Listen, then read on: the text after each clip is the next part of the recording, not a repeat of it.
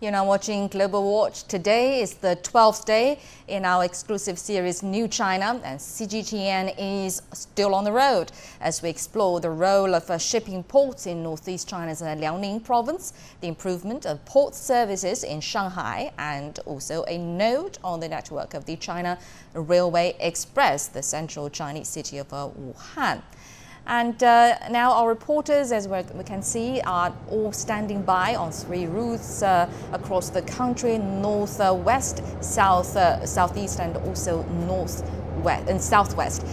First, I will turn to Jonathan Betts, my colleague, and also Xu Xinchen in the northeast, and they are all standing by in Dalian, the coastal city in Liaoning province. Hello there, guys. So what do you have for us today?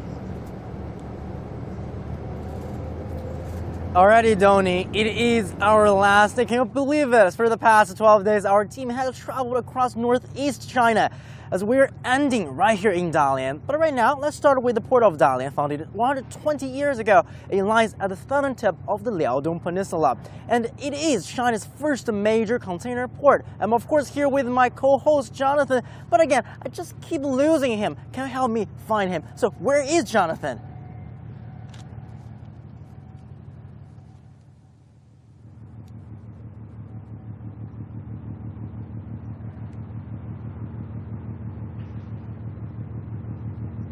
Hey there, Shin. I hope you can see me. I had to come up and explore the view. I'm sorry, it's quite a view up here. Wanted to give you a scale of the sheer size of this place. I mean, this is one of China's largest ports, and it is enormous. I'm halfway up one of these cranes here, and this is one of many they have here to unload these massive cargo ships. It is facilities like this that drives the trade for China. Now, we also have to point out that growth here has been sluggish in recent years. So Liaoning's been relying on its long coastline to try to spur more business.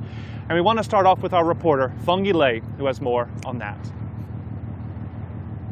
Dalian was one of China's first coastal cities to open up to the outside world.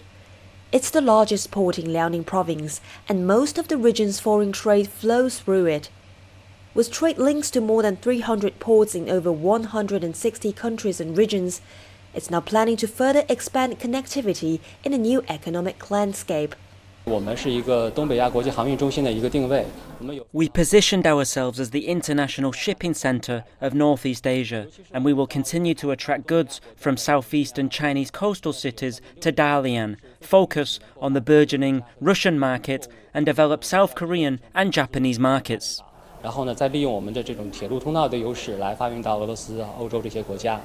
Efforts include enhancing interconnection through sea-to-rail freight services under the Belt and Road Initiative. Over the past 5 years, China has opened several freight train routes connecting Dalian port to European cities, and cargo transport capacity has grown by over 70% a year on average for the last 5 years. Goods shipped to Dalian port are unloaded here and transferred onto trains bound for Europe. Now, sea routes combined with railway transportation will further cut the total cost and travel time. These fully loaded containers leaving the port of Dalian will arrive in Moscow in just 1/3 the time that traditional waterways take. And that's not all. The authority has also been pushing forward port-to-port integration. Earlier this year, Liaoning province created a new company to run its major ports, including Dalian, with the state-owned China Merchants Port Holdings taking over a controlling stake. The unified operation platform has brought new opportunities to Liaoning's Yingkou port, the biggest domestic trade container hub port in northeast China, and also an important transit port for Belt and Road China-Europe sea rail transportation. A transportation system in northeast China has been established, which turns competition into cooperation. That will boost our efficiency by improving overall services. We have the same goal within the Belt and Road Initiative. With more ports expected to join the group, Liaoning plans to further expand its links and strengthen contacts with its trading partners. An industry in the region will continue to benefit from its rich port resources. Angang Steel is one of the largest steelmakers in China. It has opened a branch in Yingkou to chase after the new market trends. Logistics is the edge. Here at our Yingkou base, mines and raw materials are all imported. We need to transport steel plates for vessels and bridges, which are too big for railway or highway transportation. Now we can go straight up to the docks and send them all over the globe. Liaoning is also developing a pilot free trade zone to attract more foreign companies and more investment. It also inevitably relies on the province's continuing modernization and expansion of its ports. And the companies that ran different terminals have merged into one. Its reforms like this have made Dalian a national role model. Through a series of institutional reforms and innovation, we aim to make Dalian a new highland for the revitalization of Northeast Asia's old industrial base and a new engine for opening up and cooperation.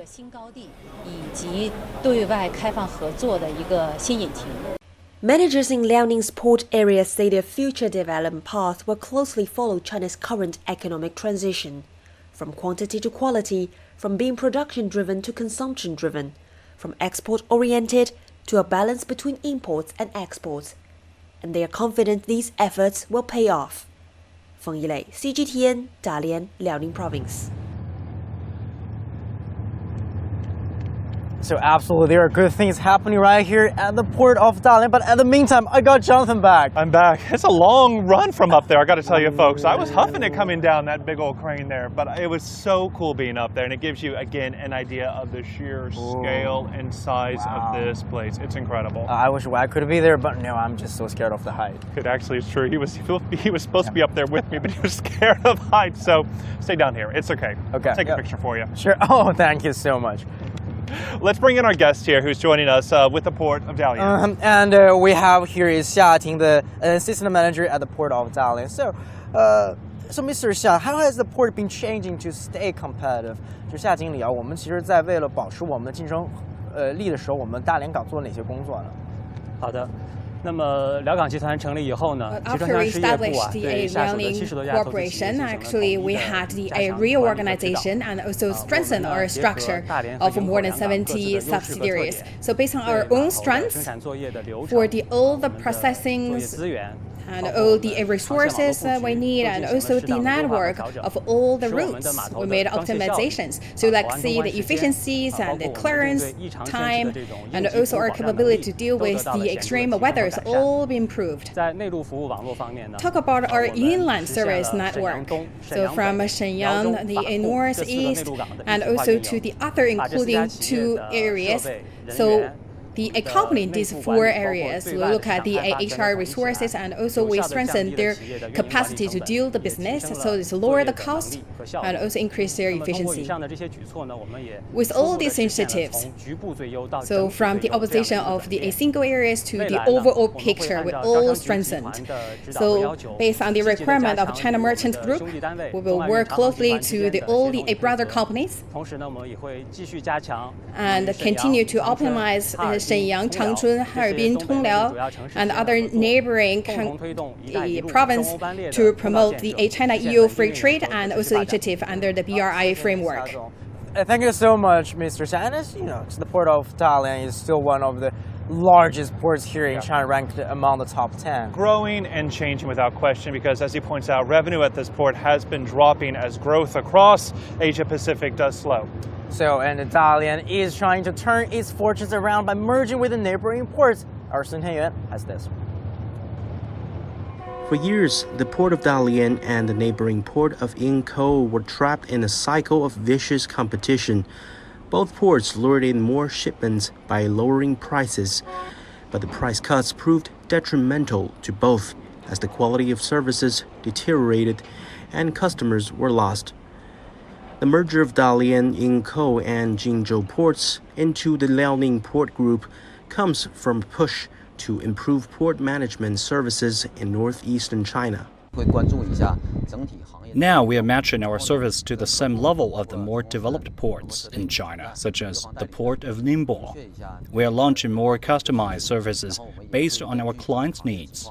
Liaoning Port Group says the merger allows it to easily facilitate cargo transit between Europe and the rest of Northeast Asia, a key route of the Belt and Road Initiative.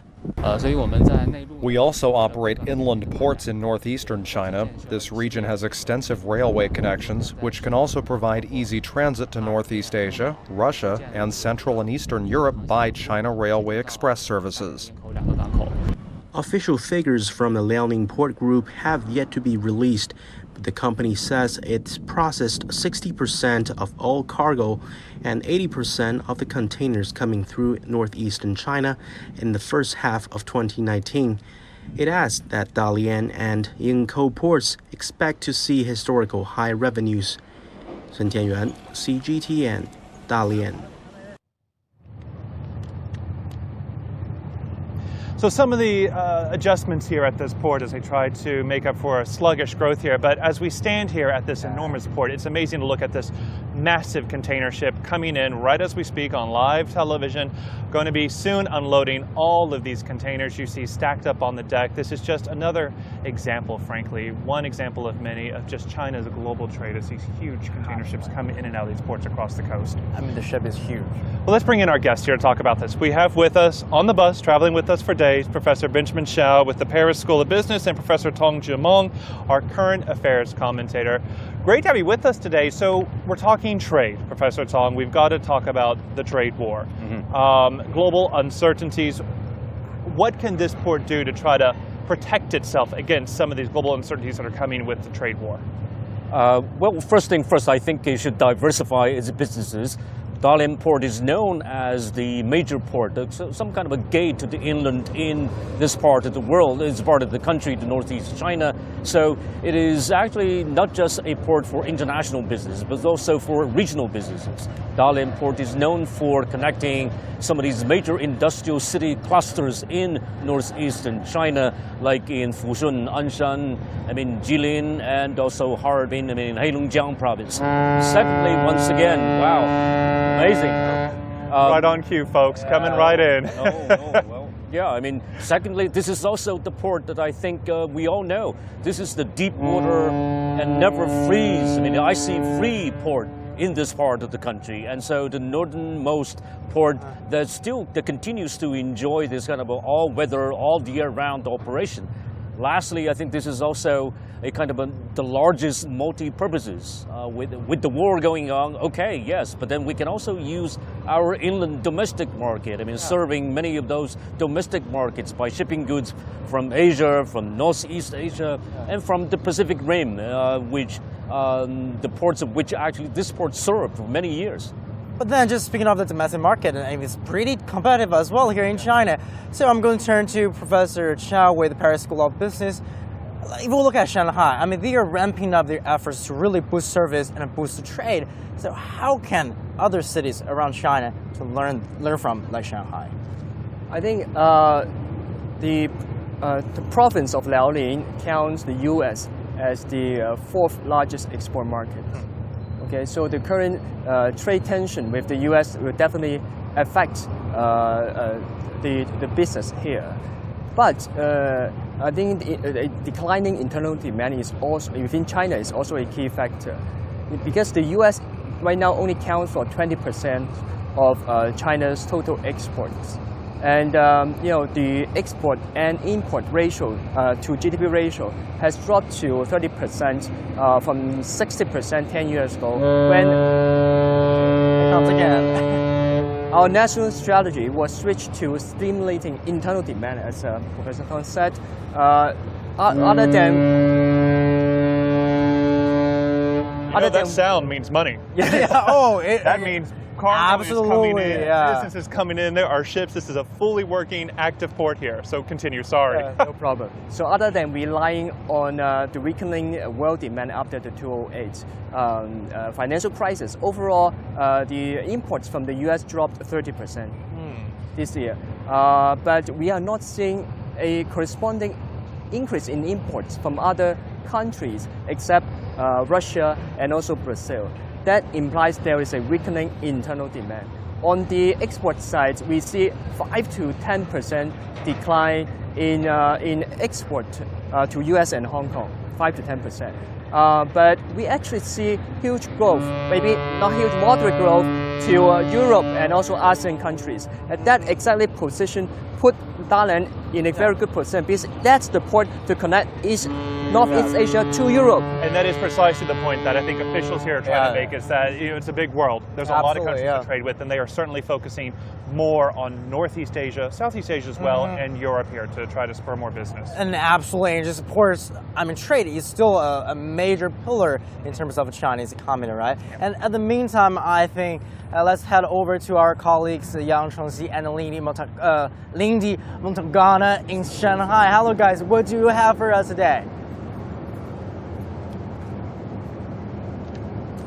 Hi, Xinchen and Jonathan. Now it's finally day 12 and we have made it to Shanghai. I've been based in Shanghai for CGTN for the past 2 years or so, and I'm basically just coming home.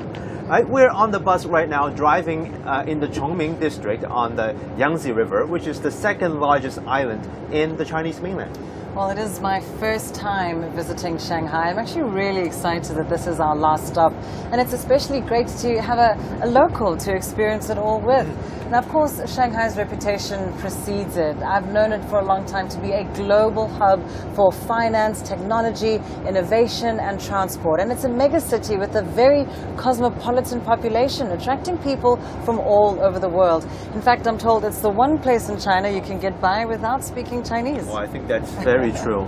Well, in fact, Shanghai has been China's gateway to the world for centuries, really. Its history as a port city dates back to the Ming Dynasty. Today, it is the world's busiest container port with over 40 million containers passing through here every year. Import and export trade moving through the port of Shanghai has been the highest among major ports in China. And the port keeps innovating to stay ahead of the game. Today, the latest phase of the port is using an upgraded version of the 4G network to pilot some of the automated machines there, reducing custom clearance times substantially. Now, with the application of 5G in the next few years, efficiency is expected to further improve.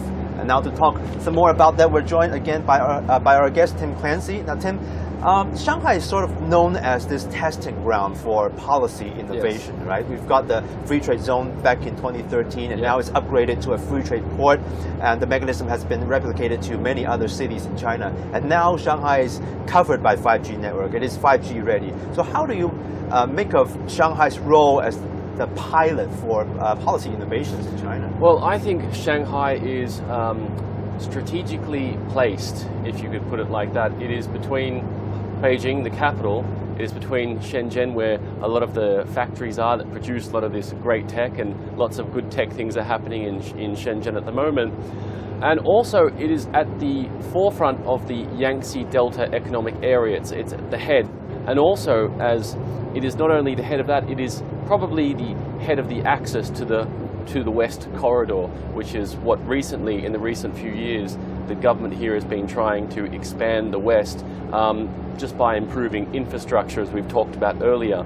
I can recall driving from Hangzhou to Shanghai some time ago, and it would have taken 3 hours and a bit. Now I can do the same trip in about maybe about two and a bit. Hours, yeah. And this is only because of the rapid expansion and development of highways, high-speed rails that can make this happen. In the southwest of China, a couple of the provinces, Yunnan and Guizhou, have the highest bridges in the world and the largest bridge density. So an amazing feat of engineering and infrastructure to bring this around. And the 5G is really just an extension of this sort of infrastructure, isn't it? But now we're talking, instead of we're physically moving on highways, we're physically going to fly there with data. And we need to collect more data.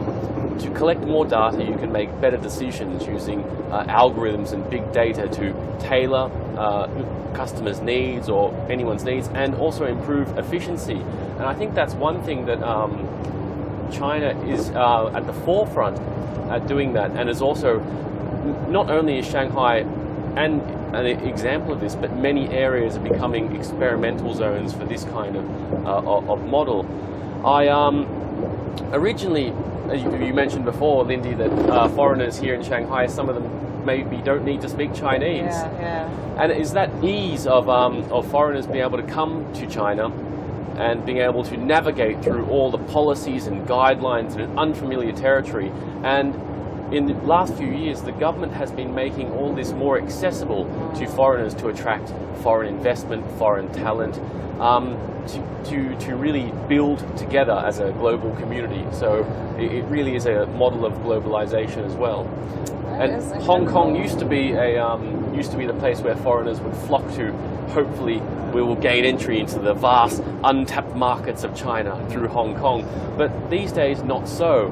And I believe Shanghai and the Yangtze Delta region is the new area for that, because it really is the gateway to the rest of China, not infrastructurally and geographically. I suppose, and for China itself, it's a window to the rest of the world, isn't it? Correct. And also Shanghai has boasts the world's largest port, and it is very automated.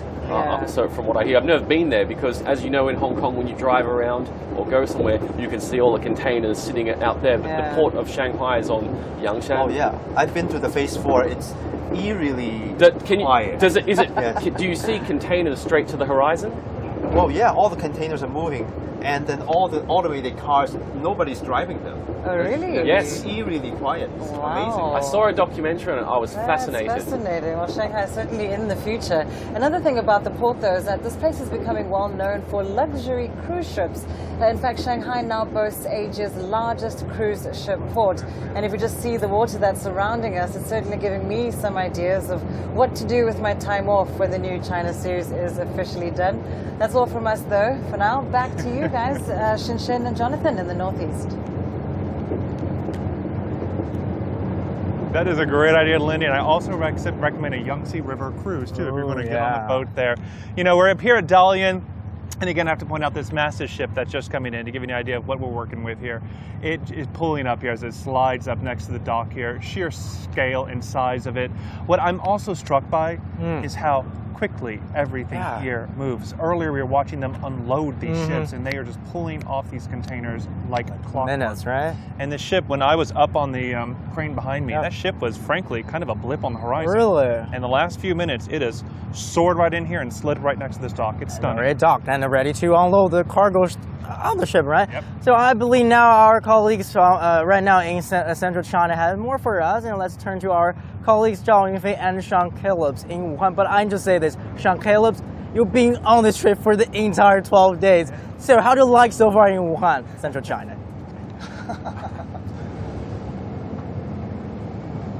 Yeah, it's really impressive down here, and guys, it's been great to watch you guys in the Northeast, in the Southeast as well, and here us in the southwestern portion. You really get a sense of just how big China is and how much activity, how much economic activity is going on with shipping globally. Especially when we share different climate, different weather. Exactly, and we've been looking at here in Wuhan, the Yangtze River, the past couple of days, and spent the morning on it as well. And the history of this city is obviously carved in with the Yangtze River as well, but it's also been such an integral part of shipping through this area. It's really kind of the crossing point, if you will, in China, getting goods from the south to the north, from the east to the west. It's just a massive river. Absolutely. You're seeing the live feed of downtown Wuhan. You can see the vibe of this central Chinese city. It's a city of river, it's a city of transportation with much of the diversity. A lot of foreigners live in this city, and it also has a huge population of college students. We'll talk with one college student, well, actually a graduate student, PhD student, researcher at Peking University, our friend Wei Li. Alberto Lebron. That's a hard name to. So Alberto, we know that China expanding capacity of cargo vessels and cargo transportation. How do you think that Wuhan can help China connect to the Belt and Road, connect to the other countries along the Belt and Road initiative? Well, Yunfei, let's start with some basic mathematics. Efficient logistics plus good education always result in industrial upgrading, and Wuhan, as you have just mentioned, has both efficient logistics and very good education. There are important universities here, such as Wuhan University. So industrial upgrading is a reality going on in this city. Yangtze River ports and canals are essential for industries very important in Wuhan, such as optic electronics or automobiles, in terms of transportation cost saving. But besides logistics, good education is helping Wuhan attracting higher value-added investments in other industries like environmental protection or biopharmacy. So look at the figures. More than 6,000 foreign-owned enterprises are already located in Wuhan from more than 80 countries in the world. For instance, French overall investment in China, 30% of French overall investment in China is located in Wuhan. So this means something. Major policies and initiatives like Belt and Road is helping Wuhan connecting China with the rest of the world, definitely. So Brian's talking about multiple layers of things, both transportation and technological development. Yeah, we saw a lot of it this morning. The cargo ships going up, ships hauling coal going up and down the river as well, and also a very important link to getting water to other areas of China. So the Yangtze River is a key economic linchpin, guys. We're going to throw it back to Xinchen and Jonathan up in the Northeast. I hope you guys can get by a few minutes without that air horn going off, but you're doing a great job balancing it. I think it will be fine. Thank you so much, Yunfei and Sean. And do enjoy some local food in Wuhan, central China. And of course, we're going to join them again throughout this afternoon. It's not over yet, but it's coming to a close after 12 days. Yeah. Our special series is drawing down. We're going to take a break and enjoy some of the coastline here in Dalian, and come back to you later and throughout the day on social media, online, and of course for China 24 and global business later on CGTN. But for now, that does it here from the port city of Dalian. Dongying, back to you in Beijing. Right, Jonathan, how did you on earth manage to climb down from a place that high and run to the camera in just 2 minutes?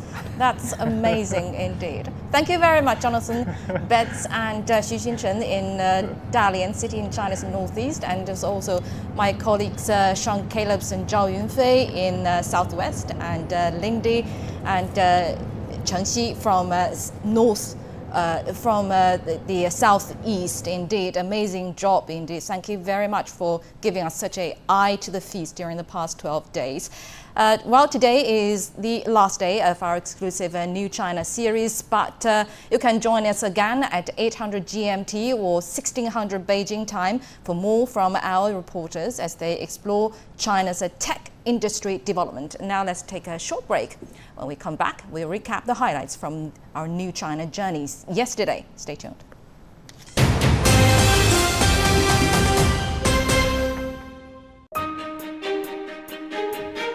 In 70 years, China has undergone unprecedented transformation. From its old industrial base in the northeast to its new manufacturing powerhouse in the southeast and to its emerging southwest. CGTN offers you a panoramic view of contemporary China. Our crews will travel along 3 different routes and come to you live from dozens of locations and free mobile studios. Join us for an all-inclusive look at China on our TV channel and digital platforms, September the 9th to the 20th. It is New China, then and now, in celebration of the 70th anniversary of the People's Republic of China, only on CGTN.